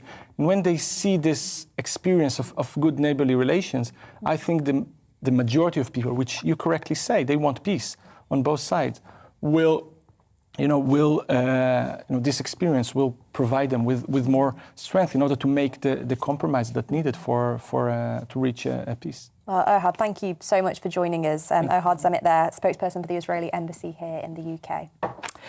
So moving on now, Sunday, of course, is a special day for Christians, but we acknowledge that faith comes in all shapes and sizes. And each week on The Political Correction, we aim to talk to someone at the heart of his or her community about what brings us together. In other words, our common ground. Well, earlier this week, I sat down with the UK director of the Evangelical Alliance, Peter Linus, and I began by looking at the discussion this week about gender and conversion therapy. It's a kind of story almost like, is this the week that changed the world when it comes to sex and gender and some of the conversations? This goes back to some of the leaks around conversion therapy. But what got interesting, I suppose, was the sports questions. We had Leah Thomas a week or two ago, and then Emily Bridges this week. And then the Prime Minister releasing this clip where he was actually pretty clear on his views and said, look, children shouldn't be able to transition without parental consent. Biological men shouldn't be able to compete in women's sports, and women should have safe single-sex spaces. And that was controversial on Twitter, but I suspect actually most of the world nodded along and went, yeah, of course. And it was an interesting clip. It looked like it was just a casual set of comments, but I suspect those were tested, they were well run out, and they resonated with people. And it feels like the conversation has shifted and people have gone, actually, that makes perfect sense. Let's go with that. And so it feels like a big shift in the conversation. When I watched the clip, I thought it was quite a considered clip. I will agree with that. And I think the reaction was, my goodness, after everything that has happened, this is news. And I think it was news to hear from the Prime Minister on this, what is a very controversial issue. And we know that, Peter. Yeah, and look, we've got the CAST review ongoing in terms of gender identity in kids. So he's in line with that. The Equality and Human Rights Commission have come out and said, look, about same-sex spaces. And actually the cycling and the swimming bodies are both reviewing their policies because I think they've begun to realize. So actually, it's not just him on a flyer. In behind each of those, there are organizations beginning to push back. Mm-hmm. And it felt like Stonewall tried to double down and say, well, then we're not going to your Safe to Be Me LGBT conference. And the government went, okay, if nobody's coming, we'll not bother having it. And suddenly the kind of rug was pulled from under people. And it looks like we've got a better space to have the conversation. J.K. Rowling, to be fair to her, has pioneered in this. Sharon Davies has chipped in, and people are saying, we need to have the space. And some religious leaders have come in. But actually, we need to say, what does it mean to be male? What does it mean to be female? What does a just sporting situation look like? And actually, what does a fair world look like? I'm the father of daughters who swim. And that conversation in particular was live to me. My daughter goes in, swims against boys. Sometimes she beats them and she's all excited. But she's not going to beat all boys everywhere all the time. That's just not going to happen. Mm-hmm. And it's not fair to have her competing against them on an ongoing basis. And that resonates with people and they suddenly go, this just doesn't make sense. And I get the sense that sexuality and gender is going to be something that we'll continue to discuss for quite some time into the future. Your second issue is something very different. What do you want to talk about there? Yeah, totally different again. So obviously we've got the war in Ukraine ongoing. There's lots of commentary around that, and quite right too. But where are the church in this and where is Putin? And so there has been some commentary on Patriarch Kirill, I hope I'm saying that correctly, he's the head of the Russian Orthodox Church. And he's very much been backing Putin and saying this is almost like a holy war. He should be doing this. He's going to war against the decadence of the West. And so the Russian Orthodox Church is trying to unite Russia back, if you like, motherland Russia. And he is absolutely backing Putin and saying what he's doing is not just a good thing, but a holy and religious thing. And great to see some leaders here, like Rowan Williams and others, saying, hold on, no, we absolutely disagree with that. That's fundamentally wrong. This is deeply un-Christian what's happening. We've heard the reports of the behavior this week. And so really pushing back into that. And I mean, this goes back to what we saw in Nazi Germany, in a sense, the church rolling in behind Hitler, careful about the Nazi comparisons. But the point there is, it was a Barmen declaration that said, no, the church does not agree with this. And we've seen the Russian Orthodox Church trying to push back this week. And I was really encouraged to see that. And your final topic? Well, lighthearted now, Elon Musk and Twitter. Lighthearted but significant. Elon Musk is possibly one of the richest man in the world right now. It's always changing. He is a big fan of Twitter. I hadn't actually realized he'd met his ex-girlfriend now on Twitter. He engages a lot. He got into a lot of trouble for talking about stock prices on Twitter. But he's bought something like 9 or 10% of Twitter and now got a seat on the board. And he is a real free speech advocate. Twitter's got a lot of pushback for who it's banning. Has it become too woke? And Elon Musk is about to do a town hall, in fact, with staff, I think next week, who are really concerned because his views on free speech are pretty passionate and out there. And he's like, we should have a much broader understanding of free speech. And I'm broadly sympathetic to that. And very controversially, he said we should have an edit button, which is a big debate on the Twitter space. Should we be allowed to edit our tweets? So fascinated as to how that's beginning to unfold. Well, given some of the spelling that I see on Twitter, and let me say, I'm guilty of it as well, I would welcome an edit button, but there you go, Peter, that's that. I think a few of us might. The only problem is, of course, then you retweet something and then somebody edits it, so it gets really controversial. But it's so frustrating when you can't correct some small things that you've said. So that could be an interesting space to watch for sure. There we go. Now, just before we finish, we've been getting loads of your views coming in today. Paul, over to you. Yeah, on Channel 4, my namesake Paul thinks it's called Channel 4 for a reason. There were only 3 others. There are now 104. It's past its sell-by date. It's become like the BBC, a retirement home for has-beens and never-weres. When it began, it was innovative with new drama shows and new-style news.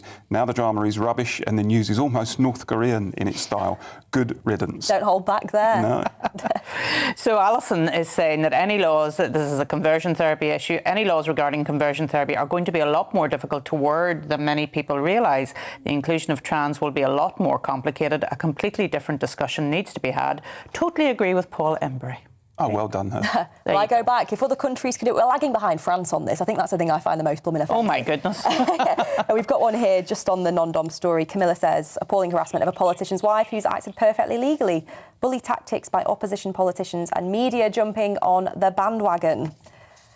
Well, certainly going to be interesting seeing how it all plays out. And I think it was interesting what you said earlier, Arlene, and just look how much has happened over the past few months and how quickly the situations can turn around in politics. How long is Sunak going to be in number 11, Deanna? Come on, you've got the inside track. I hope for a long time. You always say this, people. I find out most of my political news from the newspapers, not from my own woman party. And I mean, being in number 11, if you mean, is he going to move out of number 11 and remain as Chancellor? Because there's talk about him leaving number 11 as a resident. Physically, yeah. Going back to the family home. There we go. OK, very quick. Predictions for the final 2 in the French elections. Oh. Definitely Macron and Le Pen. Macron will probably win, but I think it'll be fairly close. I think that's right. It will be Macron and Le Pen, which is quite incredible when you think of those 2 figures, how divisive it's going to leave the country after the election. Well, quite right. It's a time to bring together rather than divide, isn't it? But I agree. I think it's going to be Macron and Le Pen, and a very interesting kind of final 2 when that election campaign kicks off again, I reckon. And the issues that have led to the, Le Pen surge are not going to go away whatever happens in the election. So there's going to be plenty of debate in France and beyond. And I think, as Nabilia said, it's more commentary on Macron than Le Pen, the fact that so many people have turned against him. Sort of a protest vote rather than, what was it, rather than affirmative, it was like a rejection vote or something. Yeah. Anyway, thank you so much for joining us today. You've been watching and listening to The Political Correction. Join us next Sunday at 10 a.m. for 2 more hours of discussion, debate and analysis of the week's biggest political stories. And as we were chatting to Alistair, he has a huge programme coming up, speaking to Bob Stewart and Paul Davies as well, talking about what's been going on over this past week. So look forward to that, and we'll see you next week. And looking ahead to today's weather, and the UK is looking mostly fine and dry, though it is cold and largely frosty to begin with. So, after a bright and sunny morning, towards lunchtime across the southwest of England, the cloud will begin to move in, turning the sunshine fairly hazy. Temperatures reaching double figures, though. Plenty of blue skies across London and the southeast through a frosty start. Temperatures will rise to about 11 Celsius by midday.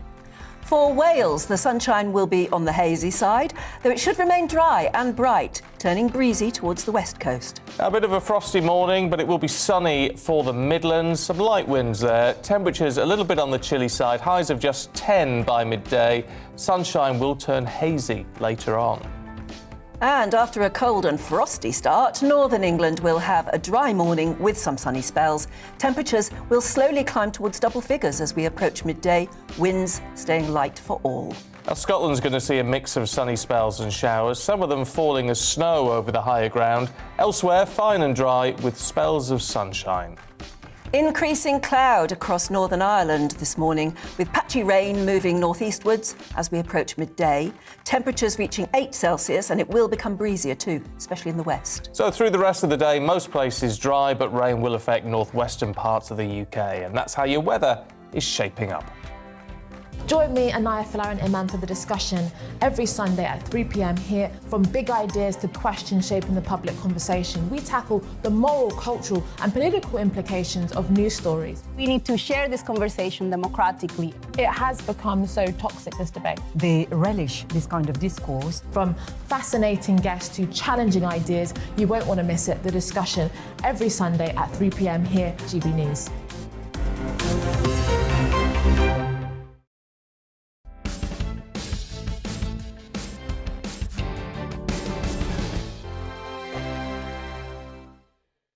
Europe is in the grip of the most devastating humanitarian